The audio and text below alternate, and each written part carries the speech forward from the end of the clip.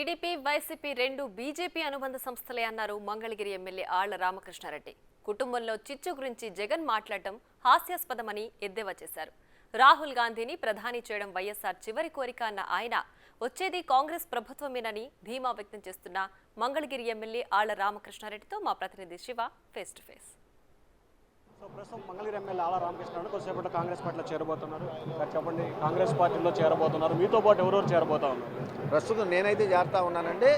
2-3 రోజుల నుంచే షర్మిలమ్మ గారి పర్యటనని రాష్ట్ర వ్యాప్తంగా కాంగ్రెస్ పార్టీ ఏర్పాటు చేయబోతా ఉందని చెప్పి షెడ్యూల్ తెలుస్తూ ఉంది. కాబట్టి ఆ షెడ్యూల్లో భాగంగా ప్రతి జిల్లాని షర్మిలమ్మ గారు సందర్శించినప్పుడు భారీ సంఖ్యలో అటు వైసీపీని ఇటు తెలుగుదేశాన్ని వీడటానికి సిద్ధంగా ఉన్నటువంటి ఎంపీలు కానివ్వండి, ఎమ్మెల్యేలు కానివ్వండి, ఎమ్మెల్సీలు కానివ్వండి, మాజీ ఎమ్మెల్యేలు కానివ్వండి, వాళ్ళందరూ కూడా భారీ స్థాయిలో చేరతారని చెప్పి నేను భావిస్తున్నాను. సార్, ఇప్పటిదాకా లేదు జగన్మోహన్ రెడ్డి గారు ఇటీవల కాలంలో మా కుటుంబంలోనే చిచ్చులు పెట్టడానికి ప్రతిపక్షాలు కుట్ర పన్నుతున్నాయంటారు.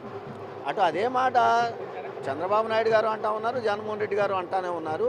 ప్రజలు గమనిస్తూ ఉన్నారండి, ఎవరు ఓట్ల కోసం ఏం మాట్లాడుతూ ఉన్నారనేది రాబోయే రోజుల్లో ప్రజలు నిర్ణయిస్తారని చెప్పి నేను భావిస్తాను. సార్, ఎస్సీ ఎస్టీ బీసీ మైనార్టీల ఓటు బ్యాంకు మొదటి నుంచి కాంగ్రెస్ పార్టీకి ఉంది. కానీ ఈరోజు జగన్మోహన్ రెడ్డి నా ఎస్సీ, నా ఎస్టీ, నా బీసీ అంటున్నారు.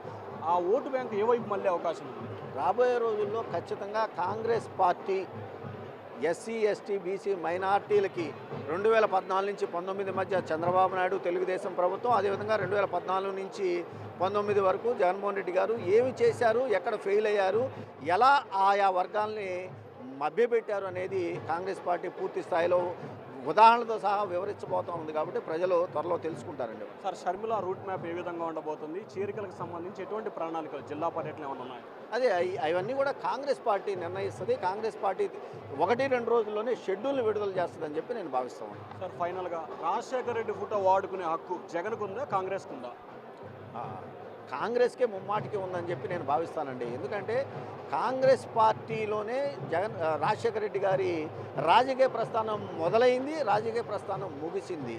అలాంటి రాజశేఖర రెడ్డి గారి ఫోటోని, కాంగ్రెస్ పార్టీని వాడుకున్నటువంటి వ్యక్తులు ఎవరు, దేనికోసం వచ్చారు అనేది ప్రజలు నిర్ణయిస్తారని చెప్పి నేను భావిస్తాను. మీ రోల్ ఏంటి సార్ కాంగ్రెస్ పార్టీలో? మీకేదో అమరావతి పరిధిలో గుంటూరు కృష్ణప్రకాష్ ఇన్ఛార్జి బాధ్యతలు అప్పచెప్పారు, ఆ జిల్లాల చేరికలు మార్పులకు సంబంధించి అంటున్నారు. అట్లా ఏం లేదండి.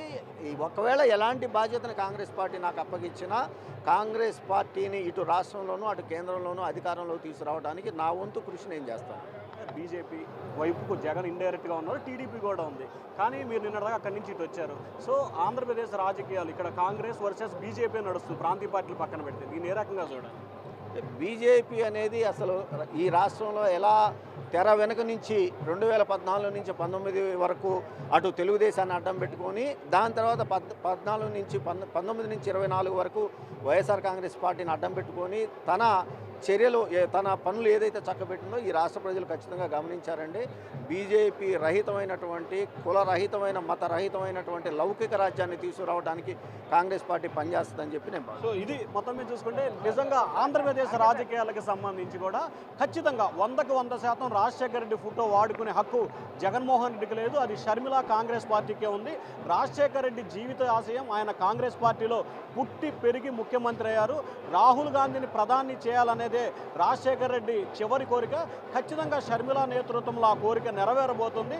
అలాగే ఆంధ్రప్రదేశ్లో టీడీపీ ఇటు వైసీపీ రెండు పార్టీలు కూడా బీజేపీకి కొమ్ముగాస్తున్న పరిస్థితి కనిపిస్తూ ఉందని చెప్పి మంగళగిరి శాసనసభ్యుడు ఆళ్ల రామకృష్ణారెడ్డి చెప్తున్నాడు.